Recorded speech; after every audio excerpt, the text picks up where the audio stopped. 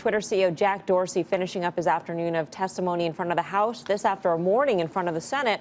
Let's bring in Loop Ventures founder Gene Munster for his take on today's testimonies and what it could mean for big tech. So, Gene, what's your takeaway? What do you tell investors? Well, I think that this cloud is going to blow over at least for Facebook and Twitter. I think that they have other problems beyond what happened today, but our general sense is that we're just not big believers in their themes more broadly. But I think that the stuff that happened today is going to blow over. But Google, it's not going to blow over. And I think that Google did part, but they should have showed up. And ultimately, I think you're probably going to see more questions directed at Google. Because remember that Facebook addressed the key questions. YouTube still has accounts that are being created and that can influence some of these elections. So there's unanswered questions. So the Google piece is yet to come. In terms of Twitter, though, Gene, I mean, are you concerned that sort of what happened with Facebook in terms of the investor concerns about spending could also grip Twitter now that we hear Jack Dorsey essentially saying we're going to have to spend more, and also acknowledging that there could be bias in the algorithms, which is not something that we heard before. I mean, to try and figure out whether or not there's bias in the algorithm is the bread and butter, right, of the business. It is, and Jack was very clear that free speech is kind of their central point, and they need to do some catch-up, and that's what they're talking about here. But the scope of this is really hard to determine. I don't think it's fully priced into Twitter. In other words, I think when they do ultimately report their September quarter, some of that spending may surprise investors even more than what happened today. If you look at what Facebook is then, obviously much bigger platform. It's about 6 times the size of Twitter. But if you look at what happened with Facebook, they 20,000 additional people to monitor content. The spend has been a dramatic impact on their bottom line, and I think that we're just scratching the surface when it comes to Twitter. All right, Gene, we want you to be the professor now and grade the performance of the CEO. Let's start off with Sheryl Sandberg. What grade would you give her?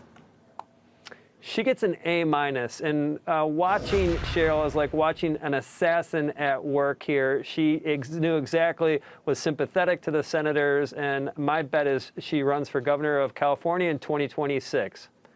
Jack Dorsey, what grade? B-. Jack stood for what Twitter believed in, but didn't quite resonate with some of the senators, and they obviously have more work to do in terms of improving their platform to eradicate some of this influence. And I know Google didn't send an executive. They tried to send their SVP, but the committee didn't want any part of that. What grade would you give Google? So they fail, and I think some people would say they get an incomplete score, but we decided to give them an F, and the reason is that when the government calls, when Senate calls, show up, find a way to make it work. I mean, you got to wonder what the schedules were like for neither of the CEOs to actually show up. I mean, there doesn't seem like there's any good excuse there. In terms of the questions that Congress missed, what would you have asked? Well, I think they started to scratch the surface around bots. And keep in mind, when you're interacting with different accounts on Facebook or Twitter, sometimes you're interacting with not a human, with a bot.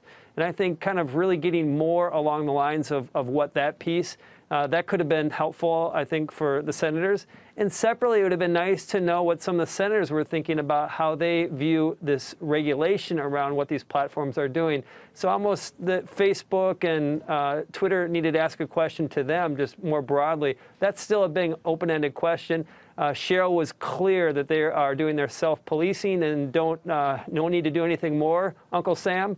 But that was a big open-ended question that still could weigh on some of these stories over the next 6 to 12 months. All right. Gene, thank you so much. Gene Munster of Loop Ventures with his take on the testimony. And I want you guys now to grade the grades. It's like a game within a game. What did you think of Gene's grade? F. Yeah, Google, the F. Or the Facebook grade? Well, they deserve the F. I mean, Google, yeah. Right. As a shareholder, I'm disappointed, very disappointed. I mean, I think you go there, you know, you kind of take your lashes, and then you move on. And that would be far less dramatic than this, right? I mean, that shot of the empty chair that's not a great image at all for them. We had senators say they were arrogant. I mean, the real just sort of, you know, taking Google to task for not sending anyone. Rightfully so. right? So that is really disappointing. I think Sheryl Sandberg's she's very smart. She also looks very, very studied, right? That she knew exactly what she was going to say, well prepared, knew what she wanted to get across. I would say, yeah, A-.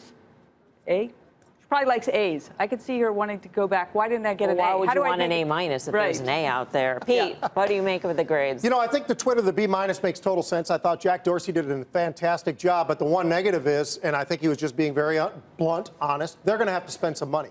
And because of that, we saw what happened with Facebook. Gene pointed that out as well. I think that that's going to be something that's going to impact people more when they see the actual numbers, what they're going to have to spend to actually do what they would like to do to kind of clean this up. Shouldn't he get an A then for honesty? Well, I would think that his delivery should be an A at that point. I don't know if I want to give him an A for that, though. I think in this particular case, maybe he sort of moved around that. Right. I'm still trying to figure out what you mean by why wouldn't you want an A-? I would kill for A-.